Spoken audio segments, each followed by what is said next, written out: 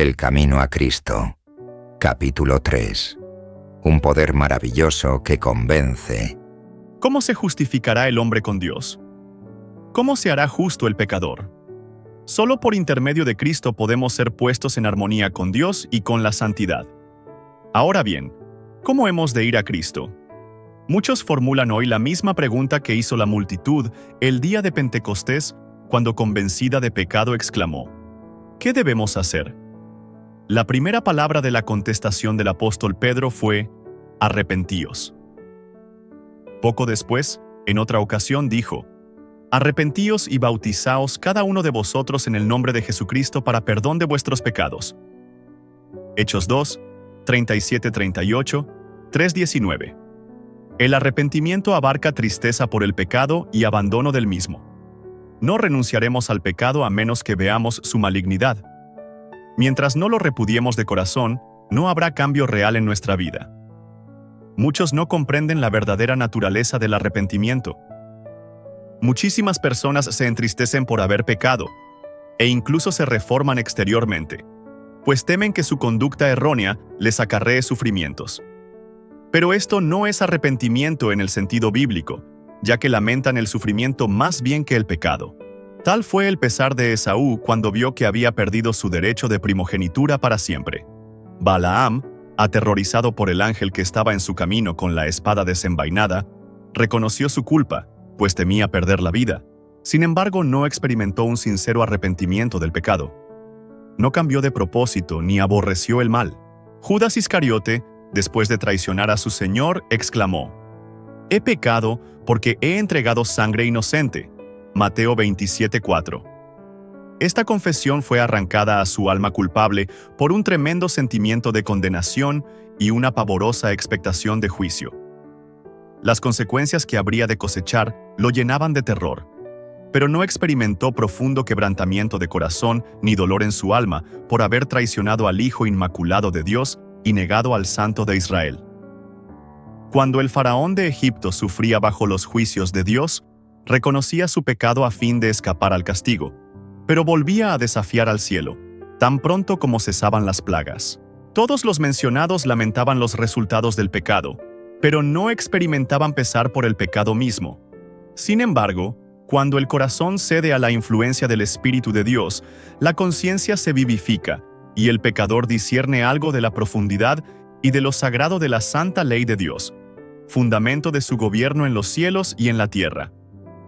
La luz verdadera, la que alumbra a todo hombre, estaba llegando al mundo, Juan 1:9, para iluminar las cámaras secretas del alma y poner de manifiesto lo que la oscuridad mantenía oculto. La convicción se posesiona de la mente y del corazón. El pecador reconoce la justicia de Dios y siente terror de aparecer en su propia culpabilidad e impureza delante del escudriñador de los corazones. Ve el amor de Dios, la belleza de la santidad y el gozo de la pureza. Ansía ser purificado y restituido a la comunión con el cielo. La oración de David. La oración de David, después de su caída, ilustra la naturaleza del verdadero dolor por el pecado. Su arrepentimiento fue sincero y profundo. No se esforzó por atenuar su culpa. Su oración no fue inspirada por el deseo de escapar al juicio que lo amenazaba. David vio la enormidad de su transgresión y la contaminación de su alma. Aborreció su pecado. No solamente oró por el perdón, sino también por la pureza de corazón. Anheló poseer el gozo de la santidad y ser restituido a la armonía y comunión con Dios. El lenguaje de su alma fue el siguiente: dichoso el que está absuelto de su culpa, a quien le han enterrado su pecado. Dichoso el hombre a quien el Señor no le apunta el delito y cuya conciencia no queda turbia. Salmo 32, 1-2. Ten compasión de mí, oh Dios, conforme a tu gran amor, conforme a tu inmensa bondad, borra mis transgresiones. Yo reconozco mis transgresiones, siempre tengo presente mi pecado. Purifícame con hisopo, y quedaré limpio. Lávame, y quedaré más blanco que la nieve. Crea en mí, oh Dios, un corazón limpio, y renueva la firmeza de mi espíritu. No me alejes de tu presencia, ni me quites tu Santo Espíritu. Devuélveme la alegría de tu salvación, Líbrame de derramar sangre, y mi lengua alabará tu justicia. Salmo 51, 3-16. Sentir un arrepentimiento como este es algo que supera nuestro propio poder. Se obtiene únicamente de Cristo, quien ascendió a lo alto y dio dones a los hombres. ¿Qué es lo primero? Precisamente en este punto es donde muchos pueden errar, y por ello no reciben la ayuda que Cristo quiere darles. Piensan que no pueden acudir a Cristo a menos que se arrepientan primero, y creen que el arrepentimiento los prepara para que sus pecados les sean perdonados. Es verdad que el arrepentimiento precede al perdón de los pecados, porque es únicamente el corazón quebrantado y contrito el que siente la necesidad de un Salvador. Pero para poder ir a Jesús, ¿es necesario que el pecador espere hasta haberse arrepentido? ¿Debe hacerse del arrepentimiento un obstáculo entre el pecador y el Salvador? La Biblia no enseña que el pecador tenga que arrepentirse antes de que pueda aceptar la invitación de Cristo. Venid a mí todos vosotros que están cansados y agobiados, y yo os daré descanso. Mateo 11:28. La virtud procedente de Cristo es la que nos induce a un arrepentimiento genuino. El apóstol Pedro presentó el asunto de una manera muy clara cuando dijo a los israelitas: Dios lo exaltó como príncipe y salvador, para dar a Israel arrepentimiento y perdón de pecados. Hechos 5:31. Tan imposible es arrepentirse si el Espíritu de Cristo no despierta la conciencia, como lo es obtener el perdón sin Cristo. Cristo es la fuente de todo buen impulso. Él es el único que puede implantar en el corazón enemistad contra el pecado. Todo deseo de verdad y de pureza, y toda convicción de nuestra propia pecaminosidad, son evidencias de que su Espíritu está obrando en nuestro corazón. Jesús dijo: Pero yo, cuando sea levantado de la tierra, atraeré a todos a mí mismo. Juan 12:32. Cristo debe ser revelado al pecador como el Salvador que murió por los pecados del mundo. Y mientras contemplamos al Cordero de Dios sobre la cruz del Calvario, el misterio de la redención comienza a desplegarse ante nuestra mente y la bondad de Dios nos guía al arrepentimiento. Al morir por los pecadores, Cristo manifestó un amor incomprensible, y a medida que el pecador lo contempla, este amor enternece el corazón, impresiona la mente e inspira contrición al alma. El secreto del mejoramiento. Es verdad que, a veces, los hombres se avergüenzan de sus caminos pecaminosos y abandonan algunos de sus malos hábitos antes de darse cuenta de que son atraídos a Cristo. Ahora bien, siempre que, animados por un sincero deseo de hacer el bien, hacen un esfuerzo por reformarse, es el poder de Cristo el que los está atrayendo. Una influencia de la cual no se dan cuenta obra sobre su alma. Su conciencia se vivifica y su conducta externa se enmienda. A medida que Cristo los induce a mirar su cruz y a contemplar a aquel que fue traspasado por los pecados de ellos, el mandamiento penetra más profundamente en sus conciencias. Les es revelada la maldad de sus vidas y el pecado que tienen tan profundamente arraigado en el alma. Comienzan a entender algo de la justicia de Cristo y exclaman: ¿qué es el pecado para que haya exigido tal sacrificio por la redención de su víctima? ¿Fue necesario todo este amor, todo este sufrimiento, toda esta humillación para que no pereciéramos, sino que tuviéramos vida eterna? El pecador puede resistir a este amor, puede rehusar ser atraído a Cristo, pero si no se resiste, será atraído a Jesús. El conocimiento del plan de la salvación lo guiará al pie de la cruz arrepentido de sus pecados, los cuales causaron los sufrimientos del amado Hijo de Dios. La misma mente divina que obra en la naturaleza habla al corazón de los hombres y crea en él un deseo indecible de algo que no tiene. Las cosas del mundo no pueden satisfacer su anhelo. El Espíritu de Dios les suplica que busquen lo único que puede dar paz y descanso: la gracia de Cristo y el gozo de la santidad. Nuestro Salvador está constantemente obrando, por medio de influencias visibles e invisibles, para atraer la mente de los hombres y llevarlos de los vanos placeres del pecado a las bendiciones infinitas que pueden obtener de él. A todas esas almas que procuran vanamente beber en las cisternas agrietadas de este mundo, se dirige el mensaje divino: el que tenga sed, venga, y el que quiera, tome gratuitamente del agua de la vida. Apocalipsis 22, 17. Vosotros, en cuyo corazón existe el anhelo de algo mejor que cuanto el mundo pueda dar, reconoced en este deseo la voz de Dios que habla a vuestra alma. Pedidle que os dé arrepentimiento, que os revele a Cristo en su amor y en su pureza perfecta. En la vida del Salvador fueron perfectamente ejemplificados los principios de la ley de Dios, el amor a Dios y al hombre. La benevolencia y el amor desinteresado fueron la vida de su alma. Cuando contemplamos al Redentor y su luz nos inunda, es cuando vemos la pecaminosidad de nuestro corazón. ¿Crees ser bastante bueno? Podemos lisonjearnos, como Nicodemo, de que nuestra vida ha sido íntegra, de que nuestro carácter moral es correcto, y pensar que no necesitamos humillar nuestro corazón delante de Dios como el pecador común. Pero cuando la luz de Cristo resplandezca en nuestra alma, veremos cuán impuros somos. Discerniremos el egoísmo de nuestros motivos y la enemistad contra Dios que han manchado todos los actos de nuestra vida. Entonces nos daremos cuenta de que nuestra propia justicia es, en verdad, como sucios harapos, y que solamente la sangre de Cristo puede limpiarnos de la contaminación del pecado y renovar nuestro corazón a la semejanza del Señor. Un rayo de la gloria de Dios, o una vislumbre de la pureza de Cristo que penetren en el alma, hacen dolorosamente evidente toda mancha de contaminación y dejan al descubierto la deformidad y los defectos del carácter humano. Hacen patentes los deseos perversos, la incredulidad del corazón y la impureza de los labios. Los actos de deslealtad, por los cuales el pecador invalida la ley de Dios, quedan expuestos a su vista, y su espíritu se aflige y se oprime bajo la influencia escrutadora del Espíritu de Dios. En presencia del carácter puro y sin mancha de Cristo, el transgresor se aborrece a sí mismo. Cuando el profeta Daniel contempló la gloria que rodeaba al mensajero celestial que le había sido enviado, se sintió abrumado al sentir su propia debilidad e imperfección. Describiendo el efecto de la maravillosa escena relató: «Las fuerzas me abandonaron, palideció mi rostro, y me sentí totalmente desvalido». Daniel 10:8. El alma así conmovida odiará su egoísmo y aborrecerá su amor propio, y, mediante la justicia de Cristo, buscará la pureza de corazón que armoniza con la ley de Dios y con el carácter de Cristo. El apóstol Pablo dice que, en cuanto a la justicia que la ley exige, es decir, en lo referente a las obras externas, era intachable, Filipenses 3:6.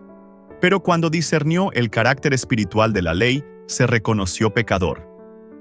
Juzgado por la letra de la ley, tal como los hombres la aplican a la vida externa, él se había abstenido de pecar. Pero cuando miró en la profundidad de los santos preceptos y se vio como Dios lo veía, se humilló profundamente y confesó su culpabilidad. En otro tiempo yo tenía vida aparte de la ley, pero cuando vino el mandamiento, cobró vida el pecado, y yo morí. Se me hizo evidente que el mismo mandamiento que debía haberme dado vida, me llevó a la muerte. Romanos 7, 9-10. Cuando vio la naturaleza espiritual de la ley, se le manifestó el pecado en todo su horror, y su estimación propia se desvaneció. El orgullo, el egoísmo y la codicia. No todos los pecados son de igual importancia delante de Dios. A su juicio existen grados de culpabilidad, como los hay a juicio de los hombres. Sin embargo, aunque este o aquel acto malo puedan parecer triviales a los ojos de los hombres, ningún pecado es pequeño a la vista de Dios. El juicio de los hombres es parcial e imperfecto, pero Dios ve todas las cosas como realmente son. Se desprecia al borracho y se dice que su pecado lo excluirá del cielo, mientras que demasiado a menudo el orgullo, el egoísmo y la codicia no son reprendidos. Sin embargo, son pecados que ofenden en forma especial a Dios, pues son contrarios a la benevolencia de su carácter y al amor abnegado que es la misma atmósfera del universo no caído. El que comete alguno de los pecados más groseros puede avergonzarse y sentir su indigencia y necesidad de la gracia de Cristo. Pero el orgulloso no siente necesidad alguna, y así cierra su corazón a Cristo y se priva de las infinitas bendiciones que Él vino a derramar. El pobre publicano oraba diciendo: «Oh Dios, ten compasión de mí, que soy pecador». Lucas 18:13. Se consideraba como un hombre muy malvado, y así lo veían los demás. Pero sentía su necesidad de perdón, y con su carga de culpabilidad y de vergüenza, se presentó a Dios e imploró su misericordia. Su corazón estaba abierto para que el Espíritu de Dios hiciese en él su obra de gracia y lo libertase del poder del pecado. La oración jactanciosa, llena de justicia propia, del fariseo, demostró que su corazón estaba cerrado a la influencia del Espíritu Santo. Debido a estar alejado de Dios, no tenía idea de su propia corrupción, que contrastaba con la perfección de la santidad divina. No sentía necesidad alguna, y nada recibió. Si os dais cuenta de vuestro estado pecaminoso, no esperéis a ir a Dios hasta haberos hecho mejores a vosotros mismos. ¿Cuántos hay que piensan que no son bastante buenos para ir a Cristo? ¿Esperáis haceros mejores por vuestros propios esfuerzos? ¿Puede un etíope cambiar de piel o una pantera de pelaje? Igual vosotros, ¿podréis enmendaros habituados al mal? Jeremías 13:23. Únicamente en Dios hay ayuda para nosotros. No debemos permanecer en espera de persuasiones más fuertes, de mejores oportunidades o de tener disposiciones más santas. Nada podemos hacer por nosotros mismos. Debemos ir a Cristo tal como somos. Ahora bien, que nadie se engañe a sí mismo, pensando que Dios, en su gran amor y misericordia, salvará incluso a los que rechazan su gracia. La enorme corrupción del pecado puede medirse tan solo a la luz de la cruz. Cuando los hombres insisten en que Dios es demasiado bueno para desechar al pecador, miren al Calvario. Cristo cargó con la culpa del desobediente y sufrió en lugar del pecador, porque no había otro medio para salvar al hombre, pues sin ese sacrificio era imposible que la raza humana escapase del poder contaminador del pecado y fuese restituida a la comunión con seres santos. Imposible que volviese a participar de la vida espiritual. El amor, los sufrimientos y la muerte del Hijo de Dios, todo atestigua la terrible enormidad del pecado y prueba que no hay modo de escapar de su poder, ni esperanza de la vida superior, sino mediante la sumisión del alma a Cristo. Excusas. Algunas veces los impenitentes se excusan diciendo de los que profesan ser cristianos: soy tan bueno como ellos. No son más abnegados, sobrios ni comedidos en su conducta que yo. Les atraen los placeres y la complacencia propia, tanto como a mí. Así hacen de las faltas ajenas una excusa para descuidar su deber. Pero los pecados y las faltas de otros no disculpan a nadie, porque el Señor no nos ha dado un modelo humano sujeto a error. Dios no ve como los hombres que ven la apariencia. El Señor ve el corazón. 1 Samuel 16:7. El corazón humano con sus contradictorias emociones de gozo y de tristeza, el errabundo y voluble corazón, morada de tanta impureza y engaño. El Señor conoce sus motivos, sus intenciones y miras particulares. Id a Él con vuestra alma completamente manchada, tal cual está. Abrid, como el salmista, sus cámaras al ojo que todo lo ve, exclamando: Dios mío, sondéame para conocer mi corazón. Ponme a prueba para conocer mis sentimientos. Mira si mi corazón se desvía. Guíame por el camino eterno. Salmo 139, 23-24. Muchos aceptan una religión intelectual, una forma de santidad, sin que el corazón esté limpio. Sea vuestra oración: crea en mí, oh Dios, un corazón limpio y renueva la firmeza de mi espíritu. Salmo 51, 10. Sed leales con vuestra propia alma. Sed tan diligentes y tan persistentes como lo seríais si vuestra vida física estuviese en peligro. Este es un asunto que debe decidirse entre Dios y vuestra alma. Es una decisión para la eternidad. Una esperanza supuesta, que no fuese sino esto, llegaría a ser vuestra ruina. Estudiad la palabra de Dios con oración. Esa palabra os presenta, en la ley de Dios y en la vida de Cristo, los grandes principios de la santidad, sin la cual nadie verá al Señor. Hebreos 12:14. Convence de pecado y revela plenamente el camino de la salvación. Prestadle atención como a la voz de Dios hablando a vuestra alma. No te desesperes. Cuando veáis la enormidad del pecado, cuando os veáis como sois en realidad, No os entreguéis a la desesperación, pues Cristo vino a salvar precisamente a los pecadores. No tenemos que reconciliar a Dios con nosotros, sino que, oh maravilloso amor, en Cristo, Dios estaba reconciliando al mundo consigo mismo. Según Corintios 5:19. Por su tierno amor, está solicitando a los corazones de sus hijos errantes que acudan a Él. Ningún padre terrenal podría ser tan paciente con las faltas y los yerros de sus hijos como lo es Dios con aquellos a quienes trata de salvar. Nadie podría arguir más tiernamente con el transgresor. Jamás enunciaron los labios humanos súplicas más tiernas que las dirigidas por Dios al extraviado. Todas sus promesas, así como sus amonestaciones, no son más que la expresión de su amor inefable. Cuando Satanás acude a decirte que eres un gran pecador, alza los ojos a tu Redentor y habla de sus méritos. Lo que te ayudará será mirar su luz. Reconoce tu pecado, sí, pero di al enemigo que Cristo Jesús vino al mundo a salvar a los pecadores. 1 Timoteo 1:15, y que puede ser salvado por su incomparable amor. El Señor Jesús hizo una pregunta a Simón con respecto a dos deudores. El primero debía a su amo una suma pequeña y el otro una muy grande, pero a ambos se la condonó. Cristo preguntó a Simón cuál de los dos deudores amaría más a su Señor. Simón contestó: aquel a quien más le perdonó. Lucas 7:43. Hemos sido grandes deudores, pero Cristo murió para que fuésemos perdonados. Los méritos de su sacrificio son suficientes para presentarlos al Padre en nuestro favor. Aquellos a quienes más haya perdonado, lo amarán más y estarán más cerca de su trono para alabarlo por su gran amor y su sacrificio infinito. Cuanto más plenamente comprendamos el amor de Dios, tanto más nos percataremos de la perversidad del pecado.